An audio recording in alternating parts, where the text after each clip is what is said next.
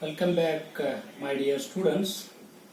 Now I will derive the tension ratio for the belt drives here. So, as we know that the usual notation for the open belt drive, I will take it here now. So this is the driver here, and this is the follower here now. So this is the follower here in this case. So that open belt drive, as I am taking here now, this is an open belt drive here in this case. So now what I will do, the tensions are there. As I have told, this both are rotating in the same direction here now. The tension at the tight side is T1, it is at the tight side here now. Tension at the slack side here now, it is the T2 here now. That is a slack side tension. Always this T1 is greater than the T2. T1, tension at the tight side always greater than T2 here. Why? Because this is the driver here, it will pull the belt and push the belt to the follower at the top side. So therefore, tension at the tight side will be more and than the slack side here. So next, what I will do here, so one arc of the belt I will take on this follower here, so that how that tension will act on that arc here now. This is that I will take, this is a one arc here now, this is one arc, I will take it here now. This is one arc. This arc having the angle, a small angle, it is subtended by a small angle delta theta. So I will exaggerate that figure here. Here I will exaggerate that figure here. So it is somewhat, it is like that here now. So the small arc, if I take, this is a small arc here. So this is a small arc here, I will take it here. The angle is, it is a delta theta, small angle here now. So what are the, in this small arc here, in this small arc, what are the tensions are acting to transmit the power here now successfully? So what are this one now? One, that because the belt has to remain on the pulley, so there will be the reactive force it is acting here now. So this is the reactive force at this point, it is R here now. R is the reactive force it is acting here now. So it is horizontal reactive force here now. And another one, because the belt is also not moving vertically also, it will be remains gripped on that pulley itself while the power is transmitting. So therefore there will be the frictional grip, reactive force, vertical side also. That vertical side friction grip, it is taken as, that is F is equal to mu into R, where mu is the coefficient of friction here now, friction coefficient here now. It indicates coefficient of friction, where R is the reaction here in this case. So next one, this is about to hold the belt on the pulley here now. So next one, is there any tensions are there? Tensions at the slack side, that the tension, it is like this here now. This is a slack side tension, it is taken as a T. But whereas in case of the tight side tension, it is more than the slack side here now.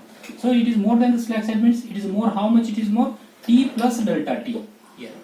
Here this is T plus, that is delta T here now. So these two are not vertical forces here now, tension forces T and T plus delta T. We have to resolve this one horizontally and vertically to make this triangle here now. I will make this triangle here. One triangle I will make it here. These are the directions for this triangle here. This is angle, this is delta theta, means this is half delta theta. So therefore it is also delta theta divided by 2. Similarly, I will make that triangle here also. That angle for this one is also, it is a delta theta divided by 2 here in this case. Horizontal and vertically we can resolve these forces. How many horizontal forces are there here now? Horizontal forces. If I resolve these forces horizontally here, if I resolve these forces horizontally, what I am getting here now? One is in this direction we are taking positive, opposite this direction it is taken as a negative here in this case here now. This direction it is taken as a positive here now, R here now, and these two forces, see here now, the component, horizontal component of this T here now, this is in this side here now. So therefore, what is this one? Opposite of theta divided delta theta divided by 2 means it is sine delta theta divided by 2. So therefore, it is a minus it is T into sine of delta theta divided by 2 here now. So this is what. So next one is here. Here is also in the same direction, opposite direction. So therefore, it is a minus T plus delta theta divided by 2 here. Sorry, T plus delta T here, attention, into sine of delta theta divided by 2 is equal to 0 here now. Just I will make it some simplification here now. R I will keep it here only. These two terms I will take that side here now. T into sine of, it is a delta theta divided by 2 plus here T plus delta T here, and into sine of here now delta theta divided by 2 here now. Just I will make it again that simplification in horizontal here. What I am getting here in this case here, one thing we have to consider it here now, sine delta theta is here now, in this case sine delta theta divided by, that is 2 here now. So as this delta theta is very small here in this case, so therefore what we will take here now, so because that delta theta is very small here now, delta theta, we will take, this is sine delta theta, we will take it is a delta theta only here. So therefore R is equal to here, R is equal to, what it will becomes here now, it is T into delta theta divided by 2 plus here now, if I expand this one now, T plus, it is a delta T, it is delta theta divided by 2 here, because delta theta is very small here.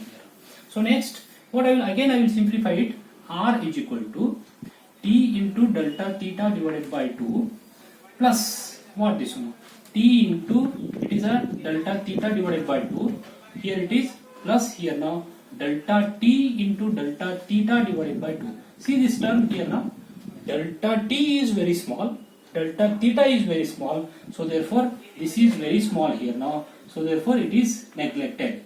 Delta theta into delta T divided by 2. This term is very small, we can neglect it here now.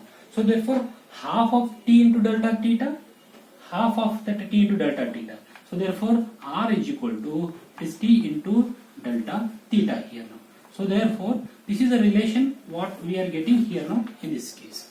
So next, if I solve this one by vertically here, this relation I will write it here, R is equal to T into delta theta, I will write here now. So next, what I will do, vertically I will resolve it here now.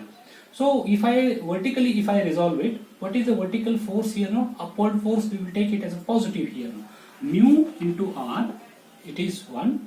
The next one is here also upward force is there here now. It is what this force here now? This is plus here now, T into cos of delta theta divided by 2, because it is a cos angle here.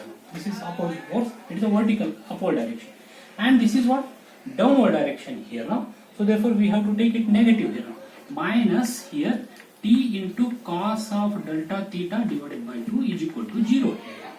So next, again if I simplify it here, now, what I am getting here in this case, mu into R. One thing we can take it here in this case.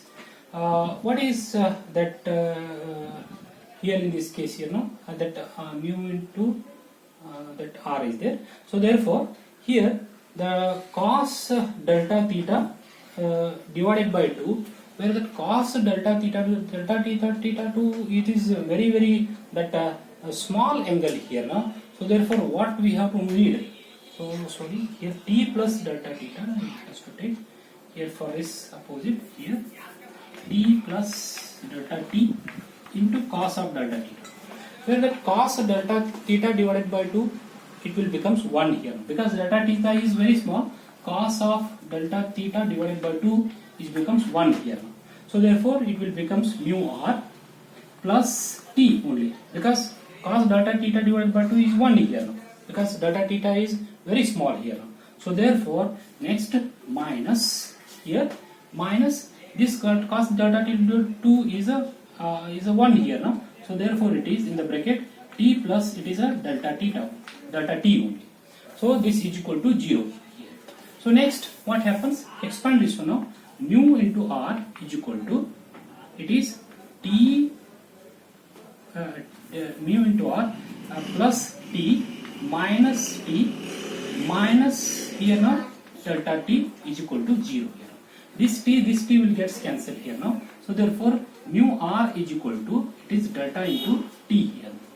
So what is this one? R is equal to, it is delta t divided by mu here. So this is one relation we are using. Call this is equation, already we have derived, this is equation number 1, and call this is equation number 2 here. So both the equations are telling same here, R. So therefore the R, it is, this equation is equal to this equation. So therefore here now equation 1 is equal to equation 2 here now. So therefore it is the t into delta theta is equal to here now delta t divided by mu here now. So therefore what I will do here now, so therefore I will make it some arrangement here now. Delta t is equal to here now delta t divided by t I will take this side here. So next what I will make here now, it is mu into delta theta. Some rearranging of the term. If after that rearranging the term, if I take that integration, so tension can vary where to where here now, T2 to T1. Maximum is T1 only, that is the right side here now. So therefore I will take the limits for the tension, because it is the variation of the tension. Delta T is there here now. It is T2 to T1 here, and angle variation is what? 0 to theta only. Maximum theta angle it can vary here in this case. So therefore if I integrate it here now, ln of here now t raised to, it is T2 to T1 here now. Mu is a constant, mu into, it is theta minus 0 is theta only. So therefore what we are getting here in this case here now, it is ln of here T1 minus ln of T2 is equal to mu into theta. So therefore it is ln of T1 by T2 is equal to mu into theta. Again if I remove this ln symbol by the expansion here now, what I am getting here now, T1 divided by T2 is equal to e raised to mu theta here. This is the relation, tension ratio. It is a tension at the tight side T1, tension at the slack side T2 here now. It is raised to e raised to mu theta. This is called as the tension ratio relation here. By the force analysis we are doing by taking the subtended arc here. So next what this one now? Mu is coefficient, we can substitute it here now. Here T1 is always greater than the T2 here. So theta is, it is in radians. We have to take it in radians. How to take it in radians? If it is in degree here, so therefore in radians is equal to here, this theta is angle into pi divided by 180 has to be done. This in radians we have to substitute, because it is in radians we have to take it. We can to solve that numericals here in this case. So therefore this is about the belt drives here. Terms we have studied, 3 derivations we have studied, and some formulae we have studied. So very simple that the problems are there. Just to substitute that which the parameters are given and calculating this one. So therefore this is about the belt drive. Please go through the video lectures very sequentially, and also you refer that snaps of these textbooks what I am sending, and solve the numericals using that formulas and all, and be safe, keep learning. Thank you very much.